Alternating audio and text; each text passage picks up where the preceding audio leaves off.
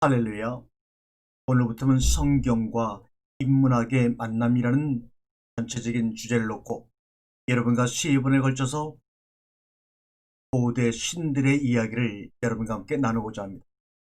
하나님께서 처음으로 모세오경, 창세기, 출애굽기, 레위기, 민수기, 신명기를 주셨던 BC 1300년에서 1500년 사이에는 이미 그 중동과 애굽과 그리스 그 주변의 모든 나라들 가운데에는 엄청난 많은 신들의 이야기가 존재하고 있었습니다.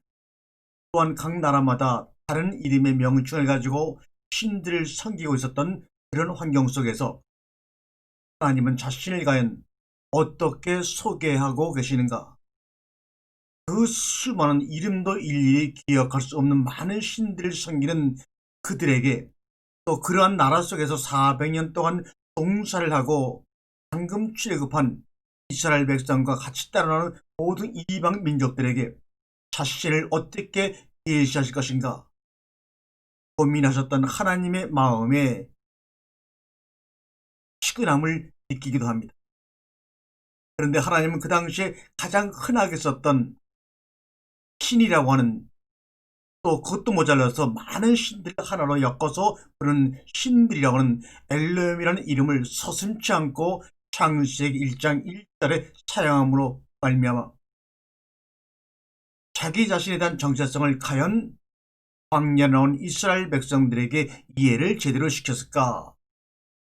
오늘날도 애초에 하나님이 천지를 창조하셨다는 성경을 읽는 우리 성도들도 하나님이 천지를 창조했대 라고 하는 그 하나님을 우리가 읽을 때마다, 묵상할 때마다 과연 하나님이 그 단어를 통해서 우리에게 계시하고자 하는 자신을 우리가 제대로 알고 있을까? 물론 우리도 고민이지만 그렇게 엘렘이라는 단어를 통해서 자신을 계시하신 하나님 자신이 우리가 사용하는 단어를 보고 더 오히려 궁금증과 때로는 안타까움을 많이 느꼈을지도 모릅니다. 내가 엘렘이라는 단어를 가지고 나 자신을 계시하려 했을 때는 저 단어 속에 숨겨져 있는 그 넓은 의미 가운데서 나를 만나자고, 나를 만나라고 그들에게 그 언어 속에 나 자신을 집어넣었는데, 이거 보니 영 아니네.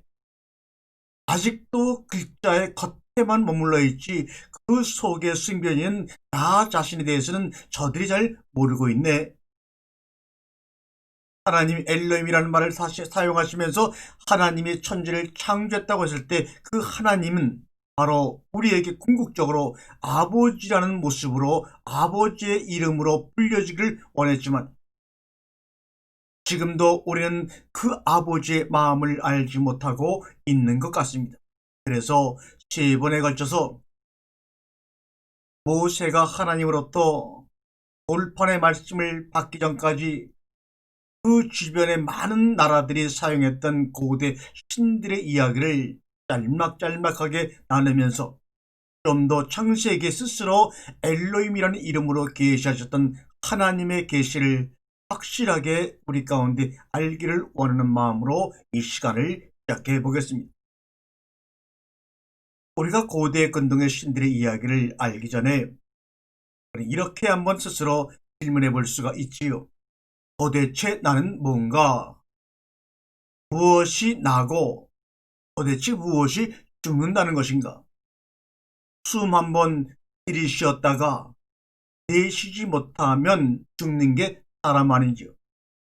그렇다면 이 몸을 끌고 다니는 주인공은 과연 무엇일까? 이냐 숨이냐 이 말이죠.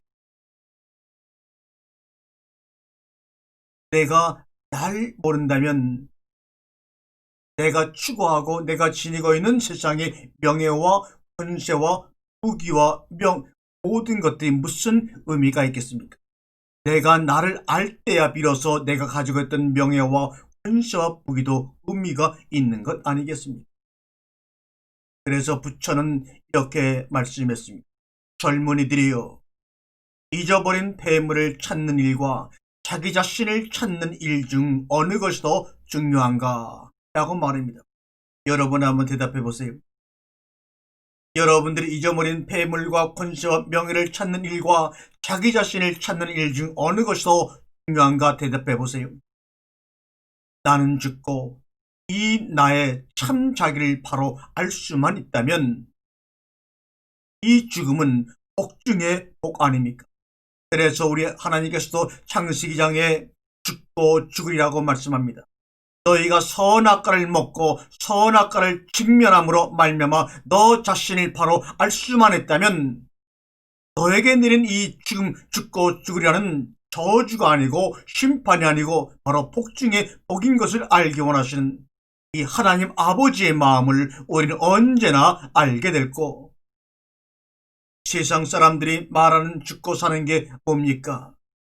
이 몸뚱어리가 살덩어리가 숨을 쉬지 못하면 죽는 거고 숨을 쉬면 살았다고 하는데, 사실 알고 보면 나를 모르는 게 죽음이고 나를 깨달은 게 영원한 삶이 아닙니까?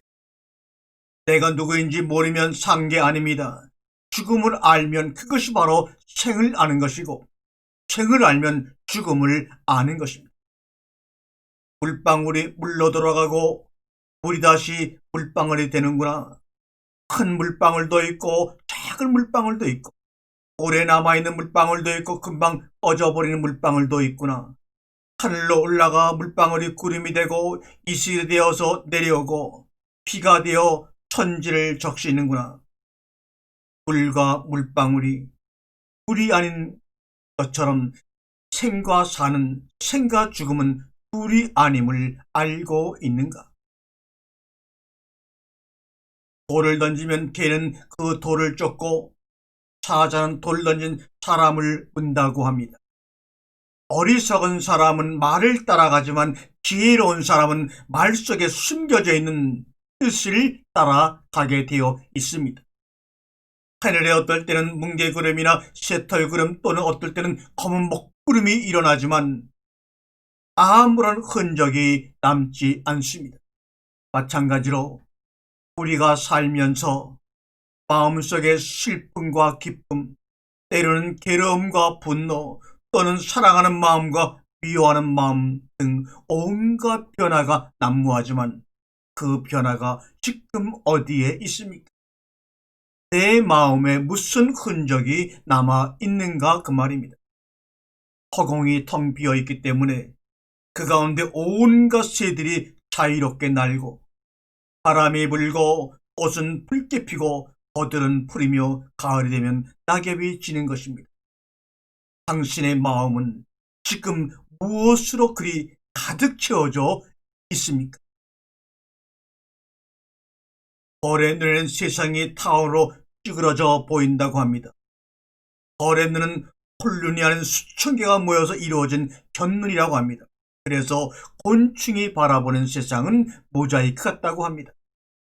이런 눈으로 세상을 보면 움직이는 물체의 움직임이 과장되기 때문에 어떤 움직임도 놓치지 않는다고 합니다. 뱀은 사람이 볼 수 없는 가시광선의 붉은색 바깥쪽을 감지하는 눈을 가지고 있다고 합니다. 뱀의 눈은 적외선 투시 카메라와 비슷해서 사람을 볼 때 피부에서 보낸 적외선을 먼저 감지한다고 합니다. 옷을 입은 사람이라도 알몸을 보는 것과 같은 이치입니다. 그래서 사람이 보는 시선이 전부가 아닙니다. 곤충에게도 뱀에게도 그 나름대로의 세계가 있습니다. 인간이 눈으로 보는 세계가 다는 아닙니다. 우리가 보는 세상은 그저 사람의 눈으로 바라본 세상이고 그렇게 바라본 세상으로 나를 정의하고 있을 뿐입니다. 그런데 우리가 안다고 생각을 합니다. 다 안다고 생각을 합니다. 우리가 본 것을 전부라고 여기는 어리석은 인간들입니다. 인간의 눈으로 본 세계, 내 눈으로 본 세계는 수많은 본 것 중에 하나의 견해일 뿐입니다. 진리가 아닙니다. 진리가 될 수가 없습니다. 얼마든지 날마다 틀릴 수가 있습니다. 인간이 나라는 안경을 쓰고 세상을 바라보면 제대로 볼 수가 없습니다. 인간의 눈, 나의 견해 같은 좁은 틀을 벗어 던질 때 세상과 나를 제대로 보고 깨달을 수가 있고 하나님을 직면할 수가 있게 되는 것입니다. 자신과 다른 생각하는 사람들 앞에서 자기 생각을 올곧게 전하기 위해서는 먼저 귀를 열어야 합니다. 양쪽 귀를 활짝 열어 젖혀야 합니다. 그런데 나이가 들어가면 너나 나나 귀를 닫아버리고 맙니다. 그리고 입만 열어 제낍니다. 왜요? 호기심이 사라졌기 때문이지요. 생각이 규격화되었기 때문입니다. 이미 세상이 딱딱 정해져 있는 사람은 새로운 것을 접해도 시큰둥합니다.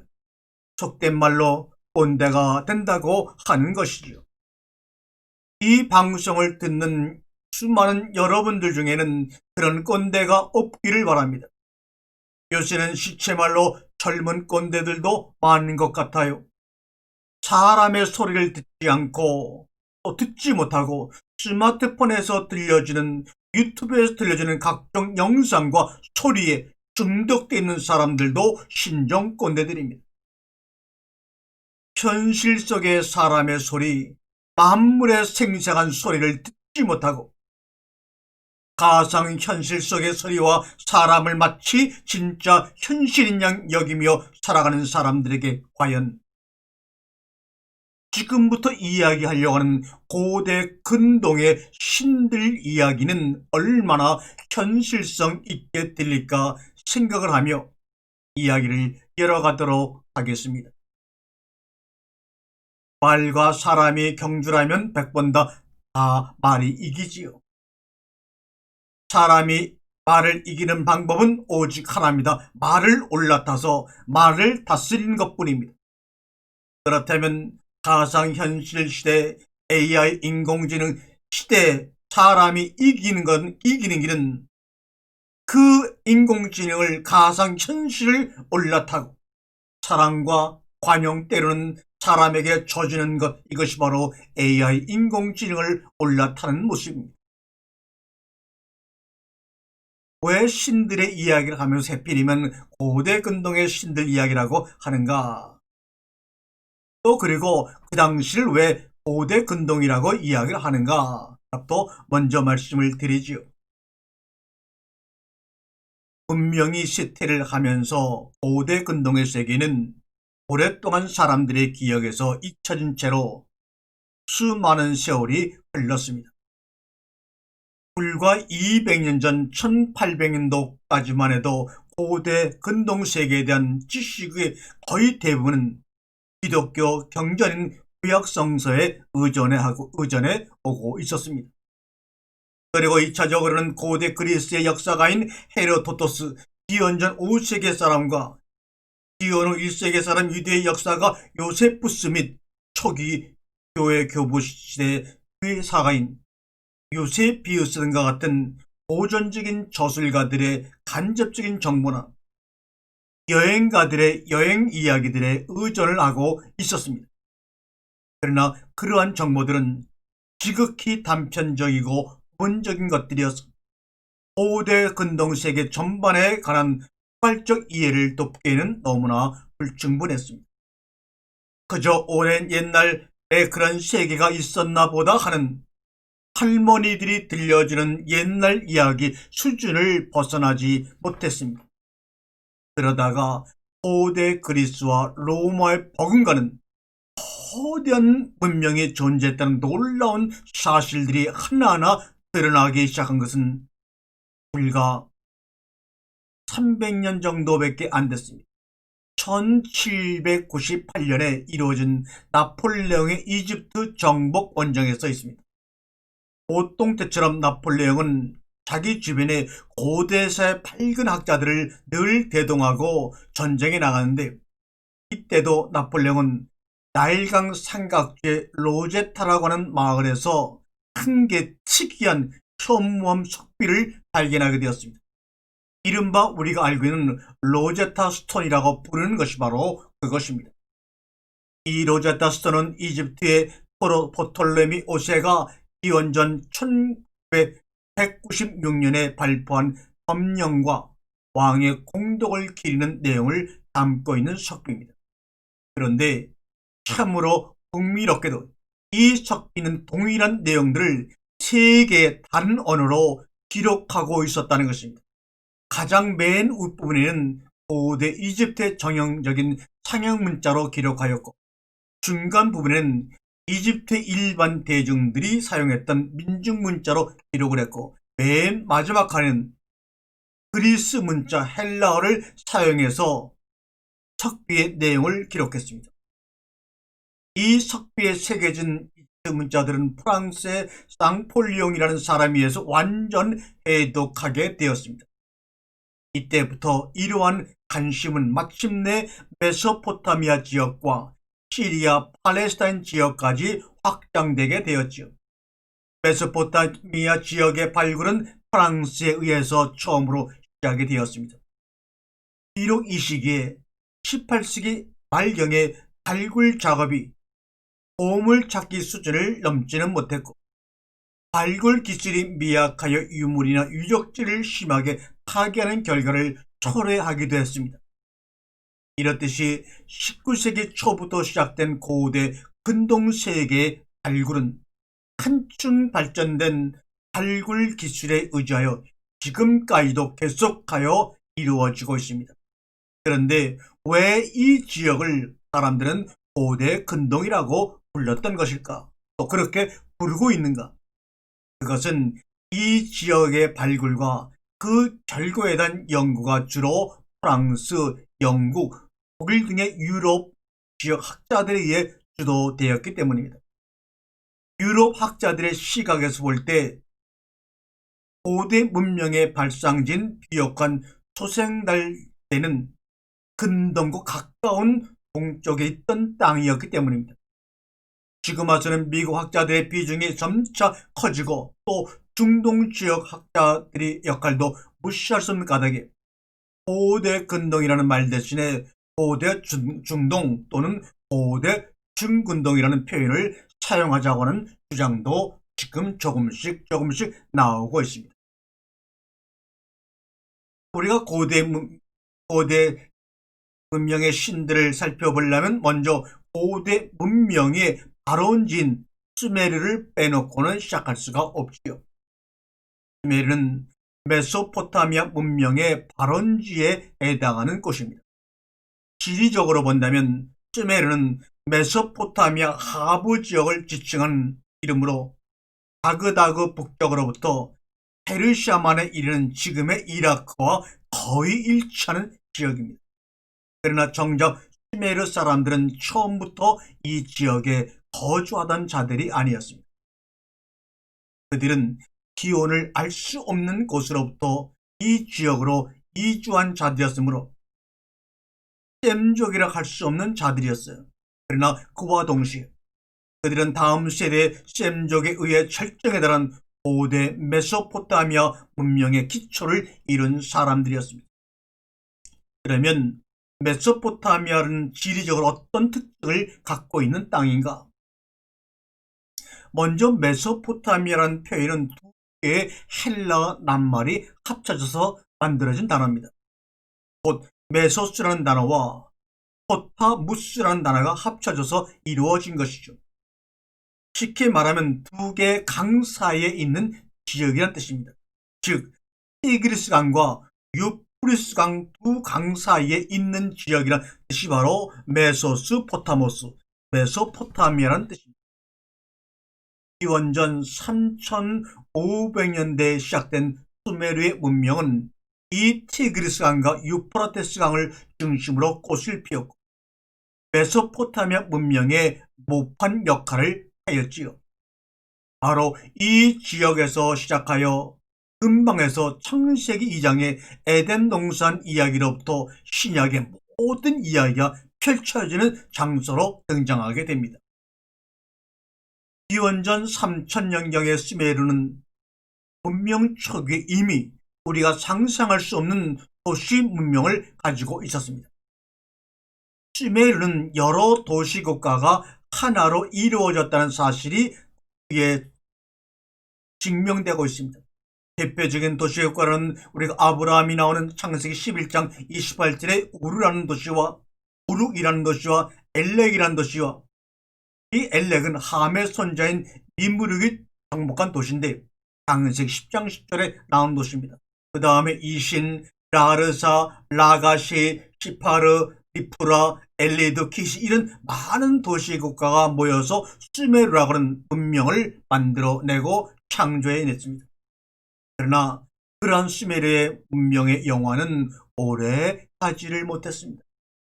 수메르는 기원전 2400년경부터 아카드, 창세기 10장 시점은 아칼, 인물의 도시라고 나오는 아칼이 바로 아카드입니다. 아카드의 지배를 받아, 그리고 그 후에는 아카드를 정복한 구트족의 지배를 받다가 2100년과 2000년 한 100년 정도 다시 잠시 독립을 했던 문명입니다. 회복된 수메르는 우르 제3왕조 때 전성기를 이루어 나갑니다. 우르 제3왕조의 창시자는 당시엔 우르남무는 인류 최초의 법전인 우르남무 법전을 남긴 왕으로도 유명하죠. 우르 제3왕조는 기원전 1970년 셈족 계열의 아모리 족속에게 멸망을 합니다. 그의 아모리 족속의 한 도시 국가인 바벨론이 메소포타미아 천령을 평정하면서 여러분도 잘 알고 있는 하무라비 왕의 시대가 열리기 시작하는 것입니다. 이번에는 히브리 문자의 발생이 어떻게 이루어졌는가, 히브리 문자의 발생 역사에 대해서 잠시 고찰합니다. 여러분, 이런 거 궁금하지 않으셨어요? 당시 아브라함은 도대체 무슨 언어를 사용하였을까? 별로 궁금해하지 않았던 것 같아요. 그런데 성경을 보게 되면 창세기 10장 10절 나오는 니무르스 도시라고는 아칼이 사용하였던 아카드어를 사용한 것으로 보입니다.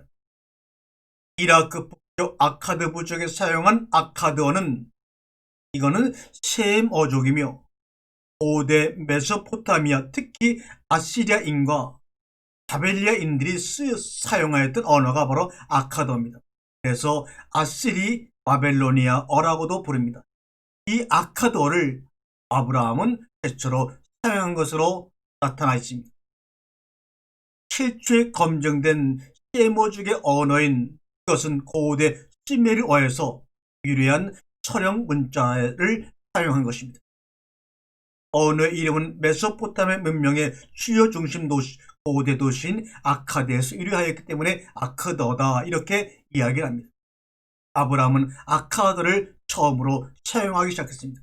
그리고 아브라함은 창세기 12장 5절에 보니까 가나안 땅으로 들어가서는 갈대아 우르를 떠나 하란에 잠시 머물다가 가나안 땅으로 들어가서는 가나안의 방언을 사용하였겠죠. 이 가나안의 방언은 두로와 시돈의 페니키어를 의미합니다. 아카드어를 사용했던 아브라함이 가나안 땅으로 들어가서는 가나안 방언을 사용하였을 것입니다. 그러므로 아브라함은 이미 아카드어와 가나안 방언을 사용하는 이중 언어의 사용자였을 것입니다. 그런데 가나안 땅에 기근이 들어 애굽으로 내려갑니다. 창세기 12장에 나오죠. 애굽에 내려가서 잠시 며칠 있다가 온 것이 아니죠. 성경을 보니까 애굽에서 부자가 되어 조카 롯과 함께 소돔과 고모라 지역으로 이사한다고 창세기 13장 1절에 나왔죠. 애굽에 있는 동안에 분명히 애굽어를 배웠을 것입니다. 따라서 아브라함은 비록 우리에서 출발한 그런 수메르 문명에 살던 사람이었지만 아카드어와 가나안어와 애굽어를 사용하고 이해하였을 것이라고 우리는 충분히 짐작할 수가 있습니다. 이삭도 마찬가지가 되겠죠. 그리고 이삭의 아들 야곱은 아람 족속에 사는 자신의 삼촌이 사는 바담 아람으로 가서 창세기 28장 6절에 나오죠. 바담 아람으로 가서 또 아람어를 사용하게 됩니다. 그래서 야곱의 12 아들들은 아카드어, 가나안어 아람어를 구사했을 것입니다. 그리고 요셉에 의하여 그들이 애굽으로 내려가게 되고 애굽 고센 땅에 거주하면서 이 모든 언어, 아카드어, 가나안어, 애굽어, 아람어 4개국어를 사용하는 아주 특별한 부족으로 성장했을 것입니다. 그래서 요셉의 가족들이 애굽으로 내려갔을 때 그 지역의 모든 언어인 아카드어, 가나안어, 애굽어, 아람어를 사용하는 이들의 언어 능력이 애굽 왕에게 높이 평가되어 증명이 되었던 것입니다.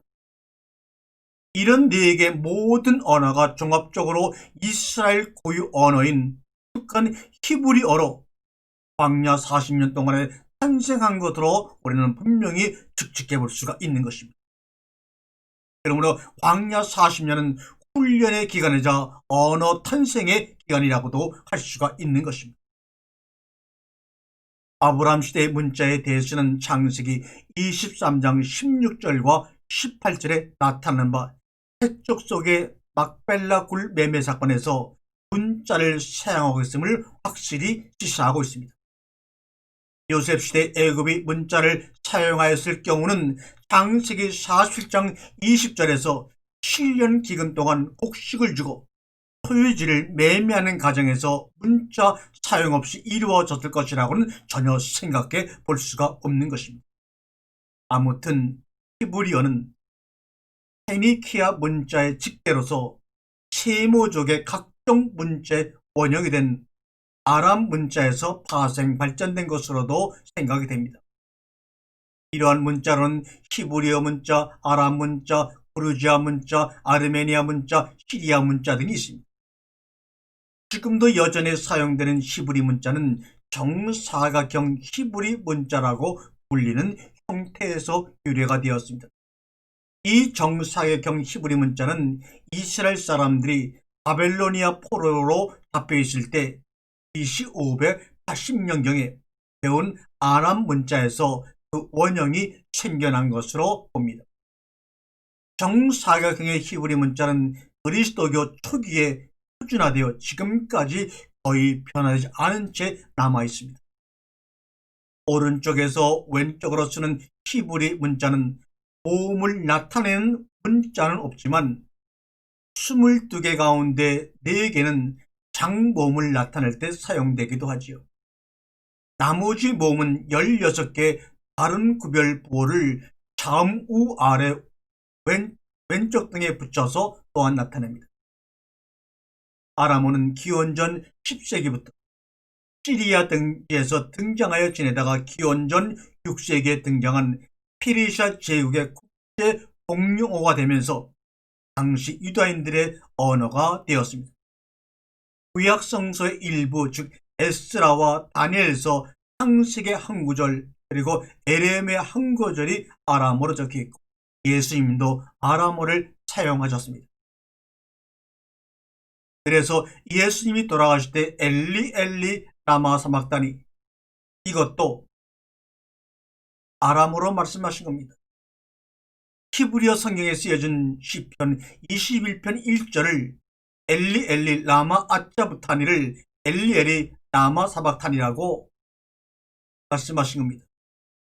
예수님은 어려서부터 해당해서 히브리어 성서를 배우신 것이 아니라 아람어 번역본 즉 우리가 알고 있는 타르쿰 아람어 성서를 배웠다는 증거입니다.